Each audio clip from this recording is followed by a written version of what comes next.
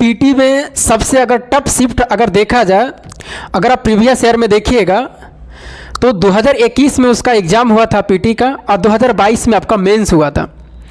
इसमें आपका 2021 का दूसरा तारीख और दूसरा महीना, मतलब 2 तारीख और दूसरा महीना का सबसे टफ शिफ्ट था, जिसका मैथ था। उसमें 30 प्रश्नों में, क्योंकि पीटी में आपको 30 प्रश्न पूछे जाते हैं एनटीपीसी में, और 30 आपका रीजनिंग रहते हैं, 40 आपका जीके जीएस। 30 मैथ में से 10 मैथ आपका मुश्किल है, वही 10 मैथ मैं आपको बताने वाला हूँ। आप बना के देखिएगा, उस 10 मैथ में से कम भी तो आपसे अगर बनेंगे तो 1 या 2 बनेंगे, इससे ज़्यादा नहीं बनेंगे, और बनेगा भी तो आपको समय ज़्यादा लगेगा। पहला प्रश्न में कह रहा, देखिए पहला प्रश्न जो है वो समझने लायक है, ज़रा समझिएगा कि कहना क्या चाह रहा। कह रहा है यदि 3 संख्याओं का योग शून्य है, मतलब कहना चाह रहा है कि 3 संख्या है, कोई भी 3 संख्या मान लीजिए, एक संख्या ए, बी और तीसरी संख्या कौन सा सी है, ये तीनों का योग क्या है, शून्य है। सबसे टफ शिफ्ट है ये। उसके बाद में क्या लिखा हुआ, तो दिए गए विकल्पों में से कौन सा हमेशा उन संख्याओं के घनों के योग के मान के बराबर होंगे।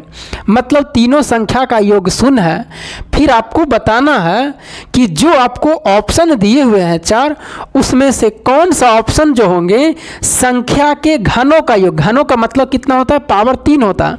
तो पहला संख्या के पावर 3, दूसरा संख्या के पावर 3 और तीसरा संख्या के पावर 3, ये घनों के योग के क्या होंगे, बराबर होंगे, ये आपसे पूछा जा रहा।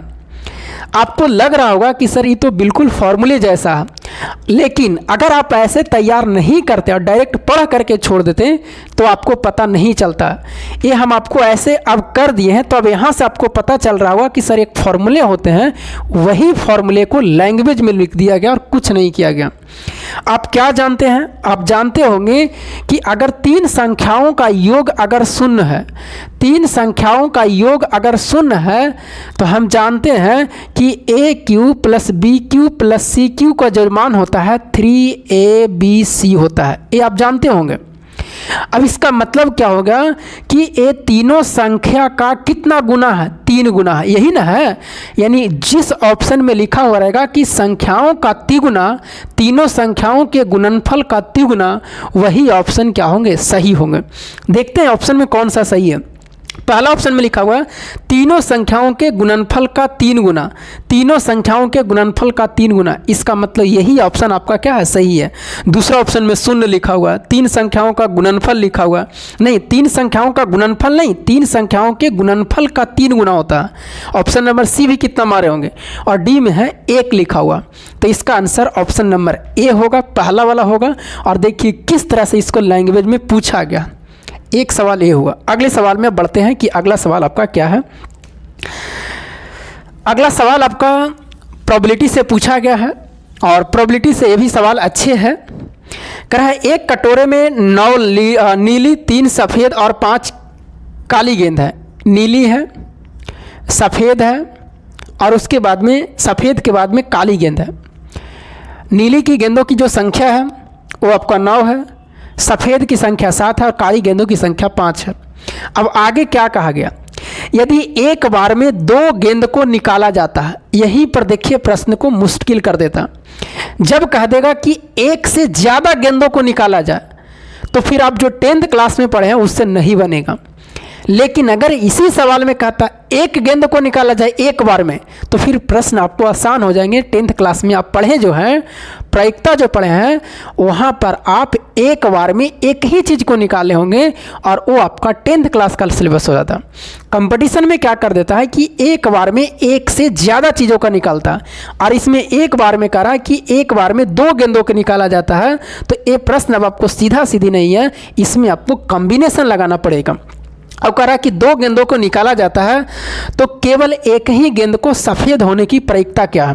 प्रायिकता को आप जानते हैं, प्रोबेबिलिटी ऑफ ई बराबर जो होंगे एनी बटा क्या होंगे, एनएस होंगे। एनएस क्या है, टोटल घटना घटने की प्रायिकता। एनी क्या है, घटना घटने की प्रायिकता। अगर हम टोटल घटना की बात करेंगे तो टोटल घटना कितना हो जाएगा, तो टोटल घटना सब होगा 9 और 7 16, 5 कितना 21 होगा। ये टोटल हो गया। कॉम्बिनेशन लगाएंगे, क्यों? क्योंकि इसमें 2 गेंद निकाला जाता है। अगर एक गेंद निकालता कि एक बार में एक गेंद सफ़ेद निकालना है तो 7 ऊपर लिखते हैं, 21 नीचे, 7 या 21, 1/3 क्या होता है? आंसर हो जाता। लेकिन ये आपको एक बार में एक गेंद निकालता, तब आपको 2 गेंद निकालना है तो फिर आपको सीधा सीधी ये नहीं बनेगा, आपको कॉम्बिनेशन लगाना पड़ेगा। अब यहाँ पर कितना लिखेंगे? 2 लिखेंगे। उसके बाद में चलते हैं, यहाँ पर सफ़ेद निकालना करा तो सफ़ेद बताइए, ये 7 गो में से 1 गो से यहाँ निकालेंगे। 2 गेंद निकालना था तो सफ़ेद में से 1 गेंद यहाँ निकालेंगे, और बाकी जो बचा काली और नीली यहाँ से हम लेंगे 1, तो 9 और 5 कितना होगा? 14, सी कितना? 1 होगा। अब आपको बस इसी को सोल्व करना है। कॉम्बिनेशन का फॉर्मूला जानते होंगे, NCR बराबर होता है फैक्टोरियल N बटा factorial N minus R into factorial क्या होते हैं? R। इस फॉर्मूले का आपको क्या करना है? याद रखना है। अब इसमें देखिए, आपको जितना जल्दी फास्ट कैलकुलेशन करिएगा उतना बेटर होंगे।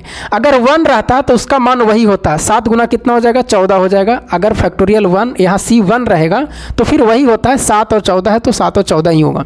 लेकिन अगर 2 है तो ध्यान रखिएगा, 2 रहेगा तो 2 में बताइए, यहाँ पर 2 बताइए लास्ट में कितना है? 21 है तो 21 लिखेगा, उसके पीछे आइएगा तो कितना होगा? 20, और नीचे कितना कर दीजिएगा? 2 कर दीजिएगा। अब बताइए, सब प्रैक्टिस करते करते आएंगे इसी फार्मूला से। अगर इस फार्मूला को डिटेल निकालिएगा तो यही बचेगा। ये 2 कहाँ चल जाएगा? ऊपर चल जाएगा।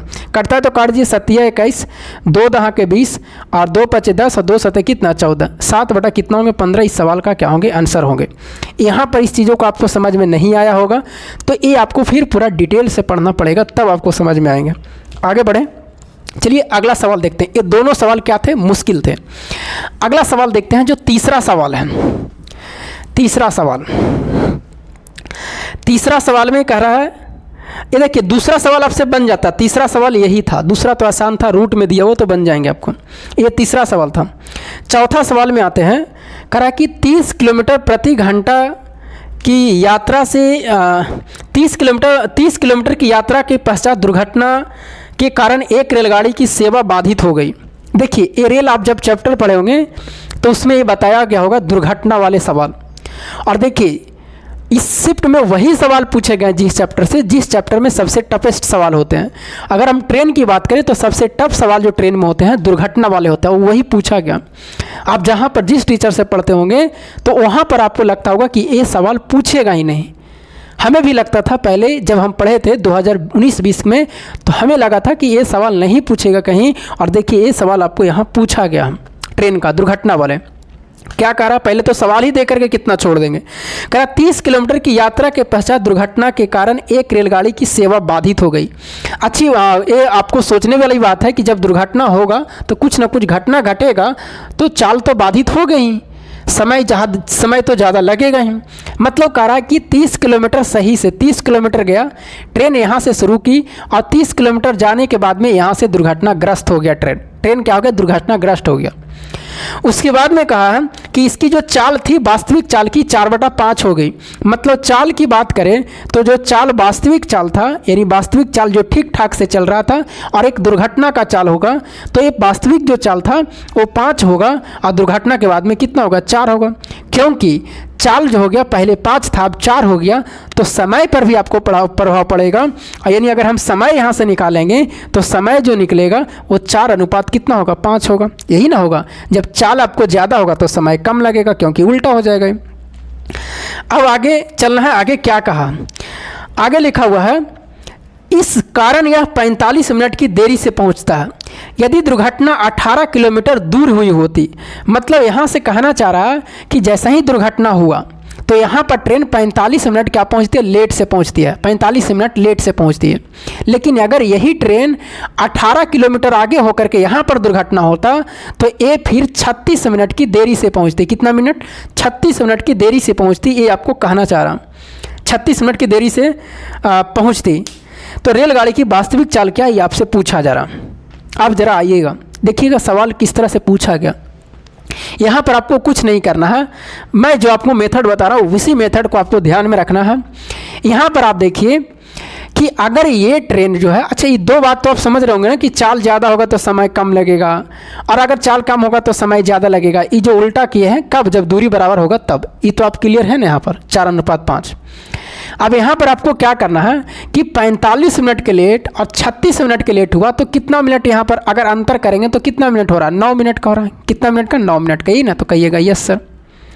अगर हम यहाँ से देखें कि यहाँ का समय का अंतर कितना है, तो 1 मिनट का, यानी 9 का तुलना कितना करेंगे? 1 से करेंगे, यही ना, तो कहिएगा यस सर। अब बताइए आपको वास्तविक वास्तविक चाल निकालना है, तो वास्तविक चाल निकालने के लिए वास्तविक समय चाहिए, तो कितना से गुना? 4 से, यानी हमें कितना चाहिए? 36 मिनट। कितना? 36 मिनट, यही ना, 36 मिनट ही होगा। कितना होगा? 36 मिनट होगा। कितना होगा? 36 मिनट। अब ये जो 36 मिनट आया है, 36 मिनट जो आया है, ये बताइए 18 किलोमीटर क्या होगा जब अगर सही से चलता ट्रेन तब आया है। इसका मतलब अगर हमें चाल निकालना है तो दूरी बटा समय होता है। दूरी 18 किलोमीटर और समय कितना है? सही समय कितना है? 36 है। अब ये बताइए किलोमीटर है, ये आपको मिनट में है। अगर हम इसको घंटा में बदलेंगे तो कितना समय आएगा? 60 से, तब नहीं किलोमीटर प्रति घंटा आएगा। ये 60 कहाँ चल जाएगा? ऊपर चल जाएगा। यानी अगर हम 60 को नीचे ना लिख करके ऊपर लिखें तो बेटर होगा। 18 दूना 36 और 30 दूना कितना? 60। यानी जो चाल था 30 किलोमीटर क्या था? प्रति घंटा था। इस ट्रेन की चाल होना चाहिए वास्तविक। यही आपका क्या होंगे? आंसर सही होंगे, जो ऑप्शन नंबर कहाँ? ए में है। बस यहाँ से आपको समझ में नहीं आया होगा ज़्यादा। एक सवाल और हम लेते हैं, उससे आपको क्या हो जाएंगे? क्लियर हो जाएंगे अगले सवाल में। देखिए इसमें दूरी भी पूछा आपको जा सकता, इसमें आपको दूरी भी पूछा जा सकता कि बताइए टोटल दूरी कितना था। अगले वाले सवाल में हम आपको टोटल दूरी निकाल के बताएंगे कि दूरी जो पूछा गया। आइए उस सवाल मैं अलग से लिया हूँ। इसमें ये सवाल पूछा गया था लेकिन अलग से एक सवाल लिया हूँ, उस सवाल को भी देख लेते हैं। एक ट्रेन 200 किलोमीटर चलने के बाद में दुर्घटनाग्रस्त हो जाती है। ये मतलब ट्रेन जो था यहाँ से चली और 200 मीटर चलने के बाद में क्या होती है? 200 किलोमीटर चलने के बाद में दुर्घटनाग्रस्त हो गई ट्रेन। उसके बाद में क्या लिखा हुआ? इसके बाद में दुर्घटनाग्रस्त हो जाती है। इसके कारण चाल जो है 4/5 गुनी हो जाती है। अगर हम चाल की बात करें तो जो चाल था वो 5 से कितना हो जाती है? 4 हो जाती है। ये मतलब एक वास्तविक चाल है, मतलब पहले का चाल है, और ये दुर्घटना होने के बाद में चाल है। यहाँ तक तो क्लियर है। अब आप समय तो सोच लीजिएगा कितना होंगे? 4 कितना होंगे? 5 होंगे। आगे क्या कहा गया? आगे कहा गया कि वह अपने गंतव्य पर 45 मिनट की देरी से पहुंचती है। यहाँ पर कितना मिनट की देरी हो रही है? 45 मिनट की देरी हो रही है। उसके बाद में कहता है यदि दुर्घटना उक्त स्थान से 40 किलोमीटर आगे चलकर हुई होती तो ट्रेन गंतव्य पर 30 मिनट की देरी से पहुंचती। अब यहाँ पर दुर्घटना ना हो करके यही जो ट्रेन है यहाँ पर दुर्घटना होता तो कितना किलोमीटर जाने के बाद में कह रहा 40 किलोमीटर आगे जा करके अगर दुर्घटना होता तो फिर यहाँ पर जो ट्रेन है वो 30 मिनट की मात्र देरी होती। कितना मिनट की? 30 मिनट की देरी होती।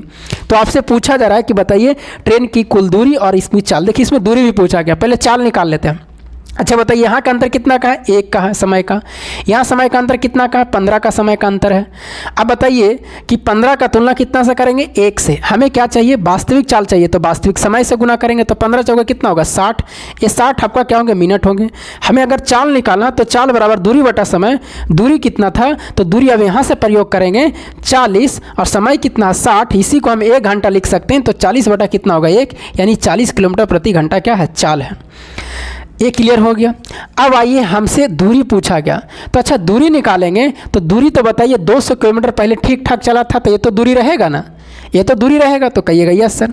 लेकिन इसके बाद अगर हम दूरी निकालेंगे कि इसके बाद दूरी बताइए कितना होंगे, तो इसके बाद जो दूरी यहाँ से भी निकाल सकते हैं, यहाँ से भी निकाल सकते हैं, दोनों जगह से निकाल सकते हैं। यहाँ से निकालिएगा तब भी आंसर आएंगे, यहाँ से निकालिएगा तब भी। लेकिन यहाँ से निकालिएगा तो ये 40 किलोमीटर जोड़ना पड़ेगा, क्योंकि ये दुर्घटना जो है कहा कि अगर हम यहाँ से निकालते तो 40 किलोमीटर होने के बाद में, क्योंकि यहाँ लेट होता है 30 मिनट और यहाँ लेट होता है कितना? 45 मिनट। तो यहाँ से हम निकालेंगे तो सिर्फ 45 का तुलना करेंगे, यहाँ से निकालेंगे 30 से, तो यहाँ 30 का तुलना कब करेंगे? जब 40 किलोमीटर चल जाएगा तब, मतलब दूरी निकालना रहेगा तो इसको भी जोड़ना पड़ेगा जब इसका यूज करिएगा। अगर हम इससे निकालेंगे तो सिर्फ आपको इसका हम यूज नहीं करेंगे क्योंकि इसमें शामिल हो जाएगा। आइए इसी से निकालते हैं। 200 किलोमीटर दूरी तो फिक्स होगा कि 200 किलोमीटर। अब हमको दूरी निकालना, चाल कितना था? चाल कितना था? तो चाल था 40 किलोमीटर। कितना? 40 था। अच्छा बताइए ये 45 है, कितना है? 45 है।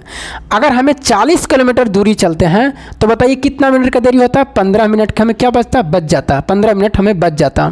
अगर हमें बताइए 45 मिनट टोटल बचाना होगा तो कितना से गुना? 3 से 15 दिया 45, तो इधर भी कितना से? 3 से 40 दिया कितना? 120।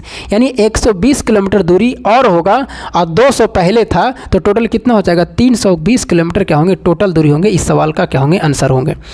देखिए दूरी भी पूछा गया, इसमें चाल भी पूछा गया, मैंने आपको दोनों बता दिया। अब आपको क्या करना है कि ऐसे सवालों को प्रैक्टिस करते रहना, जहाँ से सवाल मिले यूट्यूब से खोज करके कहीं से मिले इसको पढ़िए और पूरा बेसिक से पढ़िएगा इसको, तब जा करके क्लियर होंगे। मैं आपको यहाँ पर ये सलाह दे रहा हूँ कि अगर आप कहीं भी पढ़े होंगे ट्रेन का तो ऐसे सवालों को आप ज़रूर ध्यान में रखिए, क्योंकि ये सवाल आपको पूछा जा रहा है और कहीं भी टीचर से पढ़े होंगे तो ऐसा सवाल बताया होगा, नहीं बताया है तो आप कहीं से यूट्यूब पर सर्च करके इसका पूरा बेसिक से देख लीजिए, तब आपको क्लियर हो जाएंगे, नहीं तो नहीं समझ में आएगा। जब तक आप देखिए, अगर इसी चीज़ को पहले से समझे हुए रहते हैं तो हम जो ये काम कर रहे हैं आपको पूरी अच्छी तरीक़ों से समझ में आता। यहाँ पर हम उतना नहीं कर सकते, यहाँ पर तो हम आपको बता रहे हैं कि प्रश्न पूछा गया है, उस सवाल को सोल्व करवा रहे हैं। तो आपको सलाह दे रहा हूँ कि कहीं से भी इस वीडियो को देख लीजिए, जहाँ इसका वीडियो पूरा पड़ा हुआ है आप जा करके इसका 4 से 10 कम से कम 5, 6, 7 प्रश्न बना लीजिएगा तो आपको क्लियर हो जाएंगे। आगे बढ़ें। अब आइए अगला सवाल जो है, अगला सवाल कह रहा है कि दी गई जनसंख्या में 20% जनसंख्या अस्थमा से पीड़ित है। मतलब दी गई जनसंख्या में 20%, मतलब जितना भी सारा जनसंख्या, तो मान लेते हैं कि टोटल जनसंख्या कितना था। अगर हम टोटल जनसंख्या की बात करें कि टोटल जनसंख्या कितना था, कुल जनसंख्या तो 100 था, उसमें से कह रहा है कि 20%, इसमें से कितना प्रतिशत, 20%, तो 20% कितना होगा, 20 होगा। एक किससे पीड़ित है, तो एक कह रहा है कि आपका अस्थमा से पीड़ित है। कितना, अस्थमा से, ये अस्थमा हो गया, मतलब बीमारी है, अस्थमा से पीड़ित हो गया। उसके बाद में क्या कहा, इसका मतलब 80% जो होंगे वो सही होंगे, यहाँ पर बीमारी नहीं होगा 80 लोग में। अब यहाँ से सवाल पूछेगा तो यहाँ से चलेंगे, यहाँ से सवाल पूछेगा तो यहाँ से चलेंगे। आगे कहा जा रहा है कि अस्थमा से पीड़ित है, जिसमें से 90% अस्थमा रोगी आटा मिलों के कार्य करते थे। अब यहीं से सवाल फिर आगे बढ़ा रहा कि 20 लोग जो अस्थमा से पीड़ित थे, कैसे हुआ, तो इसमें कह रहा है कि इसमें 90% लोग आटा मिल वाले में जो काम करते थे उससे पीड़ित हुआ। तो आटा मिल वाले में 90%, इसका कितना होगा, 18 होगा। बाकी कितना बचेगा, 2 गो बचेगा। अभी 2 गो किस चीज़ से पीड़ित हुआ वो ज़रूर सवाल में कहा होगा, नहीं कहा होगा तो कोई दिक्कत नहीं।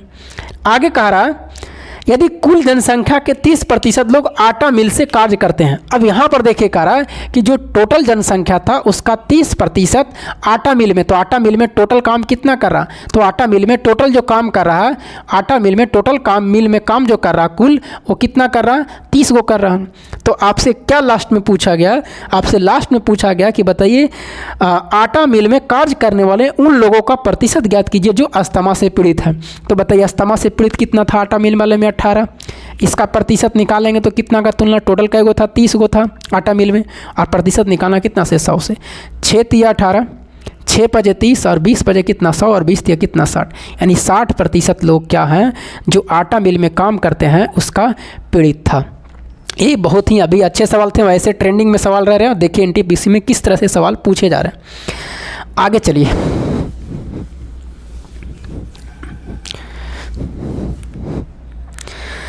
कह रहा 18 कुशल श्रमिक एक कार्य को 12 दिनों में पूर्ण कर सकते हैं। देखिएगा कह रहा कि 18 कुशल श्रमिक एक कार्य को 12 दिनों में पूर्ण कर सकते हैं, जबकि 24 अर्धकुशल श्रमिकों को उसी कार्य को पूर्ण करने के हेतु 15 दिन का समय लगता है। मतलब दोनों कार्य बराबर है। 18 कुशल आदमी अगर काम करता है तो इसका समय जो लगता है कितना दिन लगता है, 12 दिन लगता है। कितना दिन, 12 दिन। और एक काम जो करेगा वही काम कह रहा है कि अर्धकुशल काम करेगा। 24 गो अर्धकुशल है, 24 गो क्या है, अर्धकुशल है, और ये जो काम करता है उसको काम करने में 15 दिन का समय लगता है। कितना, 15 दिन का समय लगता है। जो काम यहाँ हुआ था वही काम यहाँ हुआ, लेकिन इसमें अर्धकुशल लोग हैं 24 गो है जो 15 दिन का समय ले लेता है। काम दोनों बराबर होंगे, दोनों काम आपस में क्या होंगे, बराबर, क्योंकि उसी काम को कर रहा है। अब इस सवाल को कैसे आगे कहा जरा सुनिएगा। 12 कुशल श्रमिक कार्य शुरू करते हैं, लेकिन उनमें से कुछ 3 दिनों के बाद में कार्य छोड़कर चले जाते हैं। कार्य छोड़कर जाने वाले में 3 कुशल श्रमिकों का स्थान पर कितने अर्धकुशल श्रमिकों को कार्य पर लगाना चाहिए ताकि कार्य को निर्धारित समय पर पूरा कर सके। अब यहाँ से काम करना ही शुरू करता है, कुशल काम करना शुरू करता है। 12 लोग काम करना शुरू करते हैं, 3 दिनों के बाद में 3 लोग कार्य से छोड़ देते हैं, मतलब कुशल। तो यहाँ से देखिए इसको काटने का प्रयास करिए। ये 12 दूना कितना होंगे, 24 होंगे। उसके बाद में 6 तिया 18, नहीं, 3 छक 18 और 3 बजे कितना 15 और 2 तिया कितना 6। यहाँ से आपको एकक नियम पर चलना पड़ेगा और नहीं तो फिर इस सवाल बड़ा मुश्किल हो जाएंगे। अगर हम यहाँ से एक कुशल निकालते हैं कि एक कुशल के जगह पर कितने अर्ध कुशल होंगे, तो बताइए यहाँ पर 3 बचा, यहाँ पर 5 बचा, तो 5 बटा कितना होंगे 3 अर्ध कुशल होगा, यही ना होगा, कट छट के ही बचा है, यही होगा।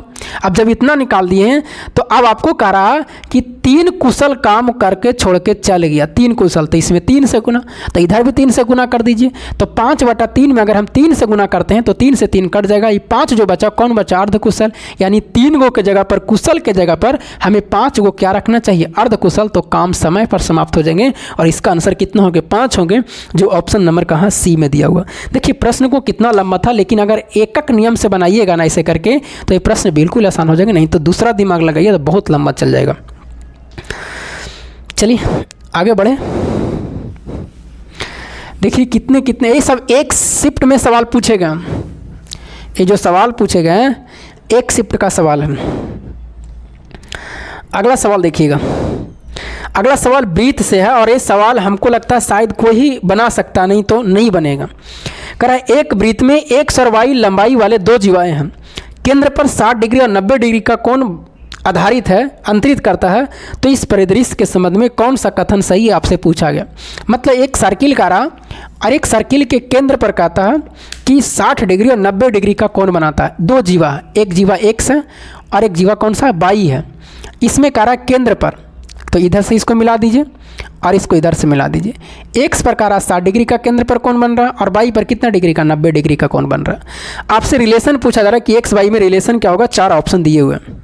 देखिए आपसे जीवा की लंबाई पूछा जा रहा है, एक्स और वाई में जीवा जो है इसकी संबंध पूछा जा रहा है। तो यहाँ पर ध्यान रखना कि जीवा की लंबाई निकालने के लिए फॉर्मूला होता है, जीवा की अगर लंबाई निकालना है और अगर कोण दिया हुआ तो इसका फॉर्मूला होता है 2 गुने त्रिज्या और 2 गुने त्रिज्या साइन थीटा वाई कितना होते हैं 2 होते हैं। इस फॉर्मूले का आपको याद रखना है अगर जीवा की लंबाई निकालना है तो 2 गुने त्रिज्या साइन थीटा बटा 2। अगर त्रिज्या को हम r मान लेते हैं क्योंकि त्रिज्या लिखना बार बार ठीक नहीं होगा, तो अगर हम x की लंबाई निकालेंगे x जीवा की तो कितना होगा 2r साइन और थीटा बटा 2, मतलब 60 रखेंगे तो 60/2 करेंगे तो कितना हो जाएगा 30 डिग्री होगा। और संबंध पूछ रहा है तो बताइए बाई का भी निकालेंगे तो बाई बराबर कितना होगा, तो 2 गुने r होंगे और साइन 90 से 2 से भागा देंगे तो कितना होगा 45 डिग्री। और संबंध पूछ रहा है, इसका मतलब संबंध कैसे निकलेगा, जोड़ के घटा के गुना करके भागा करके, तो भागा करके निकलेगा।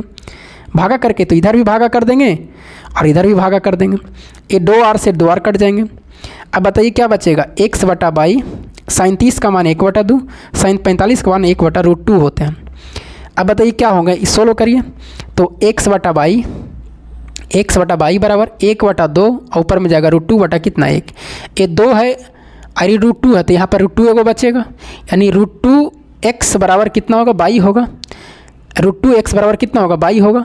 आपसे यही तो पूछा गया लगता है, बाई बराबर √2x आंसर होंगे जो ऑप्शन में आपको मिल रहे होंगे, बाई बराबर √2x जो ऑप्शन नंबर कहाँ बी में है, कहाँ बी में है।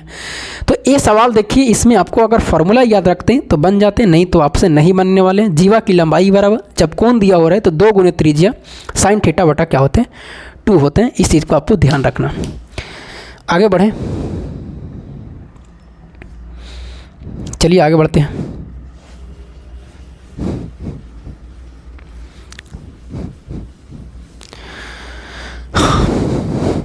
ये अच्छे सवाल थे। कह रहा है एक्स किसी कार्य को उतना ही तेजी से पूर्ण कर सकता, एक्स किसी कार्य को उतना ही तेजी से पूर्ण कर सकता जितना तेजी से वाई और जेड एक साथ मिलकर उस कार्य को करते हैं। कह रहा है कि एक्स किसी कार्य को, मतलब एक्स जितना कार्य करेगा उतना वाई और जेड मिलकर के दोनों आपस में बराबर काम करेंगे। मतलब इसका क्षमता 1 होंगे तो इसका क्षमता कितना होंगे 1 होंगे, क्योंकि दोनों आपस में बराबर करा। आगे क्या करा, एक्स और वाई एक साथ मिलकर उस कार्य को जेड से 3 गुना तेजी से पूर्ण कर सकते हैं। मतलब एक्स, अब अगला लाइन कह रहा कि एक्स और वाई मिलकर के जेड से 3 गुना तेजी से कर सकता है। मतलब इसका क्षमता 3 अनुपात कितना होगा 1 होगा। कहिएगा यस सर। आगे क्या कहा गया, आगे करा, यदि वे तीनों एक साथ मिलकर उस कार्य को 15 दिनों में पूरा कर सकते हैं, जेड अकेला उस कार्य को कितना दिनों में, मतलब तीनों मिलकर के, अगर एक्स की बात करें, वाई की बात करें, जेड को करें तो 15 दिन में काम को क्या करेंगे, समाप्त कर देंगे। आपसे पूछा गया कि जेड कितने दिनों में करेगा। अच्छा दिमाग लगाइए, तीनों मिल करके 15 दिनों में करका, और तीनों का देखिए एक्स वाई और जेड तीनों का क्षमता यहाँ दिया हुआ 3 और 1 कितना 4, अगर मिलाएंगे तो 15 गुने 4 करेंगे तो 15 चौके कितना होगा 60। मतलब अगर हमें टोटल कार्य करने के लिए कहे तो कितना काम करना है, 60 काम करना है। अरे बाबू, कार्य बराबर समय और क्षमता को गुना करिएगा तो क्या होते हैं, कार्य निकलता है। क्योंकि आप फॉर्मूले जानते हैं, समय बराबर क्या होते हैं, समय बराबर कार्य बटा क्या होता है, क्षमता होता है। हमें कार्य निकालना था तो समय और क्षमता को गुना किए हैं। 15 दिन था, दोनों तीनों को मिला के क्षमता 4 था, तो 15 चौके 60, मतलब टोटल काम 60 करना है। हमें जेड से पूछा गया तो जेड का समय निकालने के लिए जेड का कार्य चाहिए तो कार्य तो 60 करना, जेड का क्षमता चाहिए, क्षमता 1 है, मतलब अगर जेड काम करेगा तो 60 दिन में क्या करेगा, समाप्त करेगा। ये तो जेड पूछा तो आसान हो गया, लेकिन अगर एक्स को वाई को पूछता तब क्या करते हैं, तो यहाँ पर मुश्किल हो जाता आपको। अगर जेड को पूछा तो यही आंसर होंगे, 60 दिन होंगे। लेकिन अगर हमें पूछ दिया जाए वाई को, एक्स को भी निकल जाएगा, लेकिन हमें अगर वाई से पूछ दिया जाए तब क्या करेंगे, तब हमें क्या करेंगे, थोड़ा सा यहाँ पर हम 2 से गुना कर देंगे तो यहाँ भी 2 होगा, यहाँ भी कितना होगा, 2 हो जाएगा। यही ना होगा तो कहिएगा यस सर। अब हम अलग अलग क्षमता निकाल देंगे, एक्स वाई और जेड का। तो बताओ एक्स का क्षमता कितना हो गया 2, और जेड का क्षमता कितना है 1, और बताओ वाई और जेड के दोनों को मिला के क्षमता अब कितना हो गया 2। तो ई जेड वाई और जेड के मिला के 2 को क्षमता था, एगो एक है, जेड 1 है, तो वाई कितना होगा 1 होगा।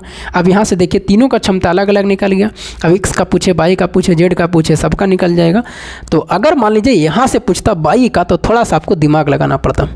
चलिए, तो ये सवाल थे आपको, और बहुत ही अच्छे अच्छे सवाल थे जो एनटीपीसी में आपको पूछे गए थे। ऐसे सवालों को आपको बनाना है, और अगर ऐसे सवाल बनाइएगा तभी जा कर के आपको एनटीपीसी में रिजल्ट होंगे, और नहीं तो फिर एनटीपीसी में रिजल्ट नहीं होंगे, क्योंकि इससे ज़्यादा टफ मेंस में पूछे जाते हैं। तो पीटी का सवाल थे आपको, इससे ज़्यादा मेंस में भी पूछे जाते हैं। तो आपको प्रीवियस ईयर के सवालों को देखते रहना है। ये सवाल आपको प्रीवियस ईयर के हर जगह काम देंगे, चाहे वो आप रेलवे का एग्ज़ाम दीजिए, चाहे किसी भी लेवल का, बिहार का एसएससी का दीजिए, कहीं भी अपने क्षेत्र का एग्ज़ाम दीजिए। मैथ अगर क्लियर करना है तो रेलवे के मैथ आप ज़रूर बनाइए, क्योंकि उसमें अच्छे अच्छे सवाल मैथ के पूछे जाते हैं स्टेट लेवल के तुलना में। तो चलिए, अगर लगा होगा अच्छे वीडियो तो लाइक शेयर सब्सक्राइब जरूर कर दीजिएगा। तब तक के लिए जय हिंद।